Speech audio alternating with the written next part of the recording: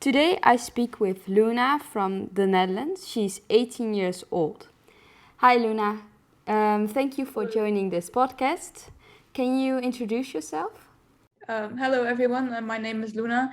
I'm 18 years old. I'm from the Netherlands. I'm currently studying manager transport and logistics on the Dutch MBO and doing my internship at DAO, where I am a logistics service coordinator.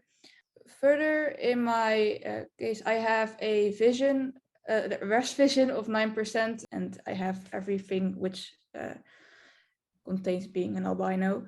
So yeah, I don't really have much to say about it more. My hobbies, I play piano a lot. I play in a band, and I am really much into sports. I am playing goalball, and I'm going to start fitness soon. Okay, so you said you are playing goalball. What is goalball exactly? Goalball is a sport for the blind and visually impaired, a field game where you are in a gym, and you have two teams of three players who are equally to each other. They both, everyone is wearing those blackout goggles. Everyone sees really nothing. And you play with a ball which contains a bell in it. The goal of the team sport is to make as much goals as you can. So it's just like you can really compare it to handball or football, but then low to the ground and with blackout goggles on and with a ball who contains a bell. So you said you play piano, but how can you read what you should play? I don't read sheets or notes. I learned to play piano myself by hearing a lot of things, and just the chords are also really easy because A minor, G minor, A, C, those are really easy chords to play, and the main chords you play are like the most songs we play with it. And I practice really frequently. In our band, we make the music ourselves, so we always sit together like, okay, what are we going to play and what chords does it contain, and then we mix match something and we just try something out, and then it usually fits really nice with the guitars and the drum. So in the So you are playing in a band. yes. Ah, okay. Do you like school? You said you are a vocational student. You're on the MBO. Is that correct? Yes, that's correct.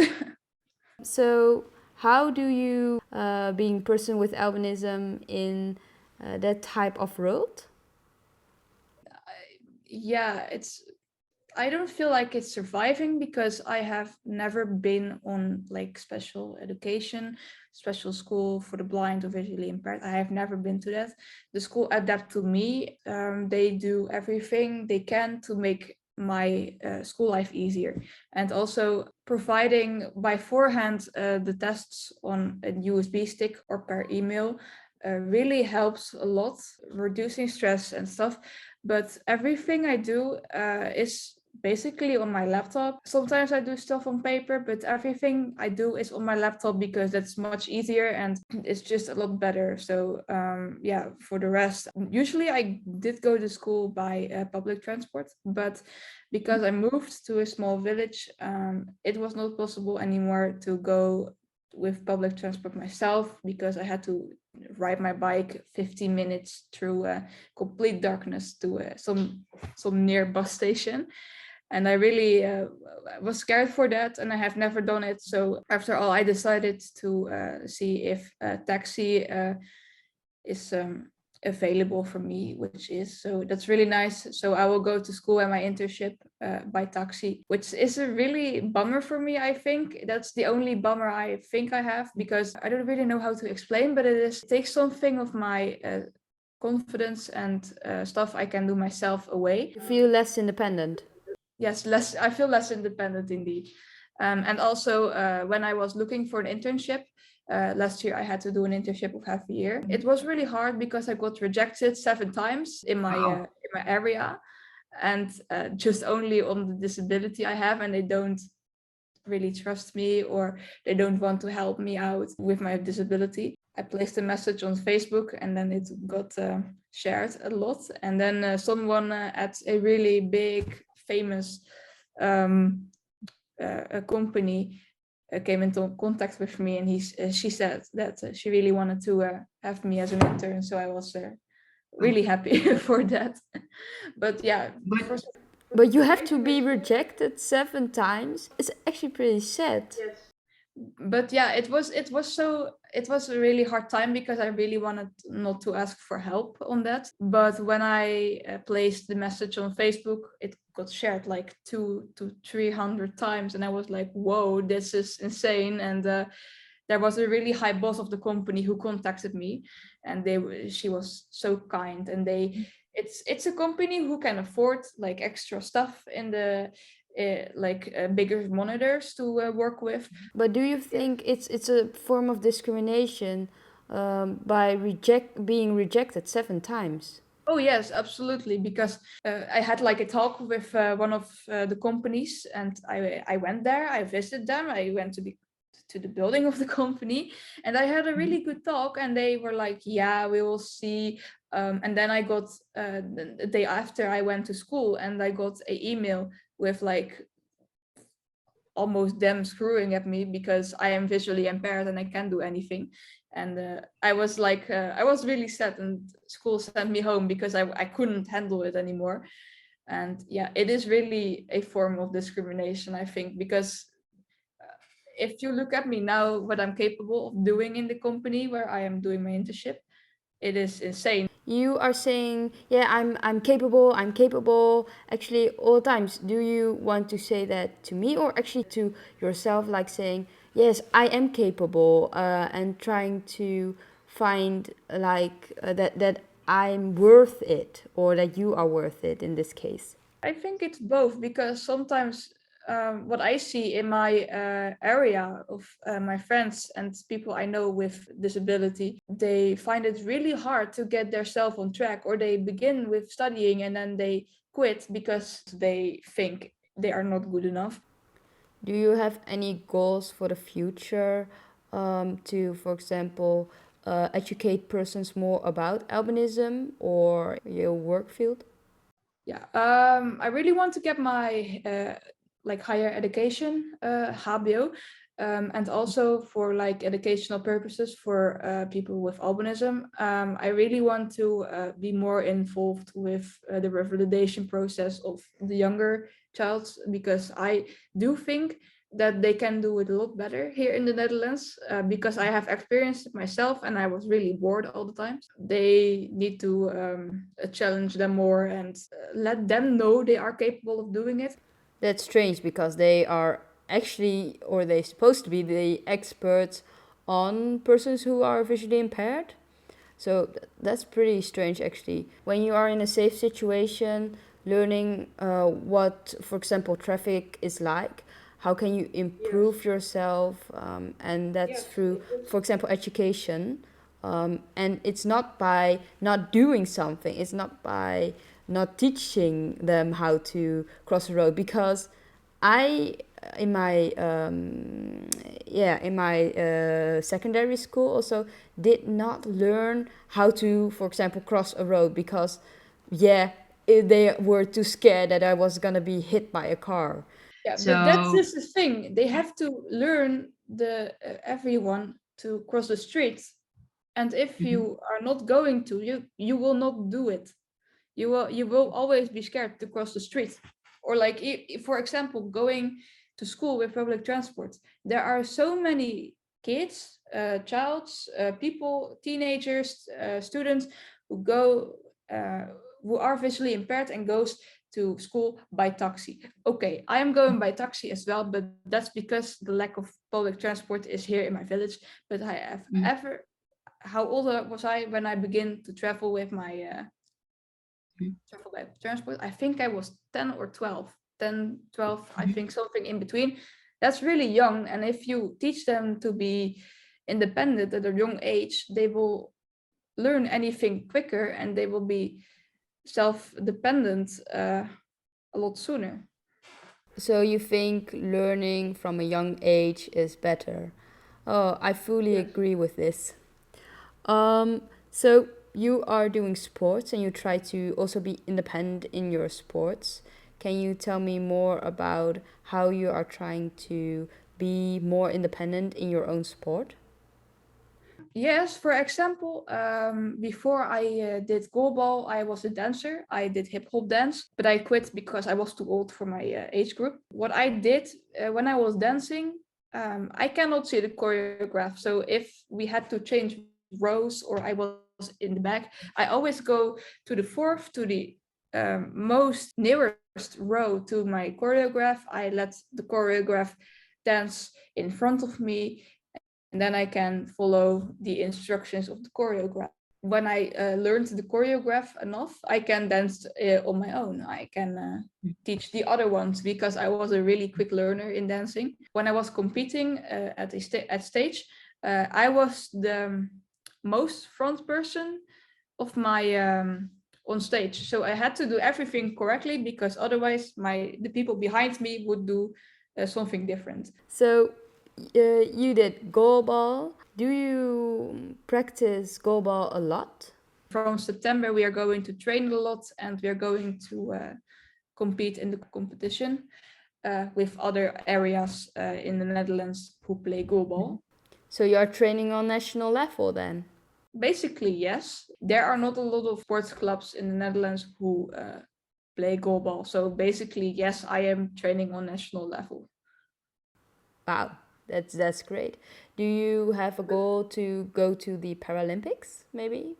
Maybe yes, because when I think half a year ago, we did a intro day for goalball in our area. There were some really high competitors from Utrecht, which is a really high goalball club who train a lot, who plays in World Cups, European Cups. Wow.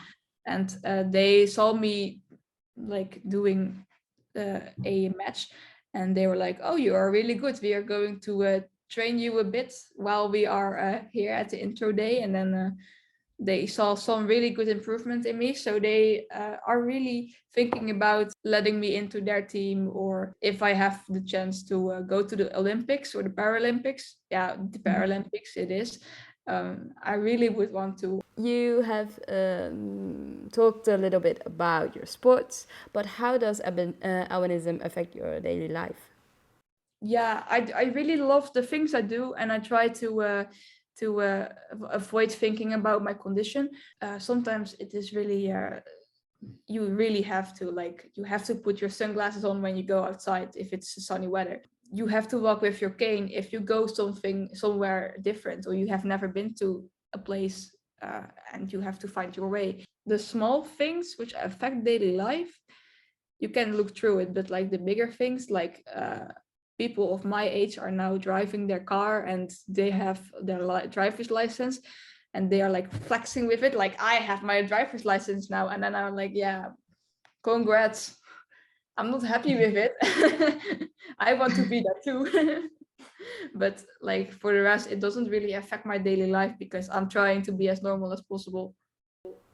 Well, I think having a car is lots of expensive stuff. Yes, What's going on, like car mechanics and putting the gasoline inside the car. It's yeah, that's the Lots other of money. side. Like, gas prices are really high, and also like a car is really expensive, and like only your driver's license is above €1,000. So it's Yeah, it's like, crazy. that's really expensive. So that's like the good way um, of it. so. When or how did you discover when you were different because of your albinism?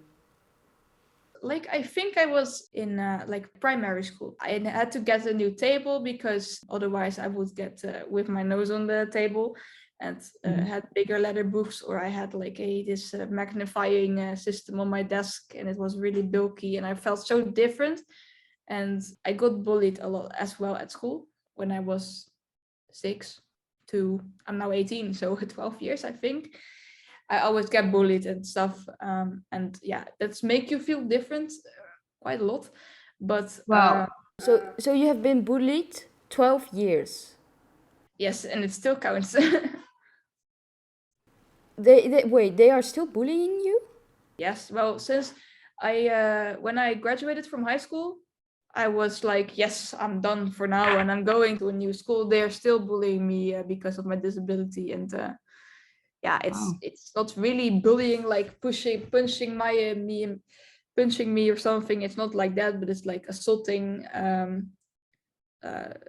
giving me names and stuff. It's I get used to it really quickly, but if you are beginning about something which is a lot more sensitive, I will just run away and cry like a baby.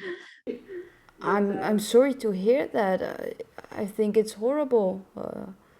You should not be bullied.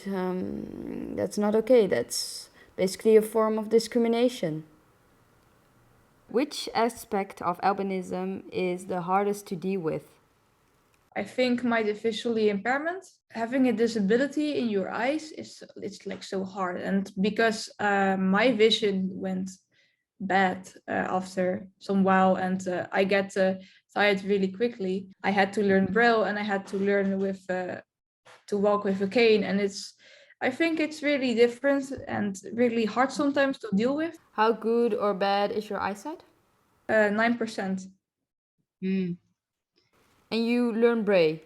Yes. that's But not fair. I'm not really doing it much because I am really busy with school and internship and all the rest. So I don't really can hold doing like reading in Braille. But maybe after my studies, I will just do a quick refresh, and then I will be good to go. I was not allowed by my school. I see 8%. I was not allowed to by my school to learn Braille because my eyesight was too good. It was too good. Oh my god. Yeah. Well, when I started at my new school, I had a supervisor who was a bit more experienced with Braille and learning Braille, and she said, well, maybe it is good for the long term that you can read Braille, because yeah, your vision got worse, you know. Wait, that's not a symptom of albinism. Your vision most of the time stays the same. May I ask, do you have some other eye problems? My vision got worse because I grew a lot quicker than when I was tired. It was like really worse, and yeah, I couldn't get rest of it. That's why I wear glasses. Do you also have a guide dog? No, I don't have a guide dog. How, just a question about people responding to your albinism. How do you respond to the silly things they say? I don't really get recognized as an albino because yeah, I don't really look like an albino. People say always that I'm not an albino and I'm faking it, but that's not the case. But if I say I have albinism, I always say with it that I am doing a lot, and I am doing everything just like a normal person with no albinism or no disability at all. But do you feel yourself as an albino or as a person with albinism? A person with albinism. What do you think about people who are saying albino? Like I'm not harassed about people saying that, but I understand if other people do think it's a hard word to say, or it's not a good word to say. I prefer to be like just called as Luna, as a normal person who has albinism. But yeah, it's like if you are a thing, it's just you are used because you have albinism. You feel as a thing and not as a person like any other person. In some countries, people with albinism are discriminated against. What do you think we can do against this discrimination?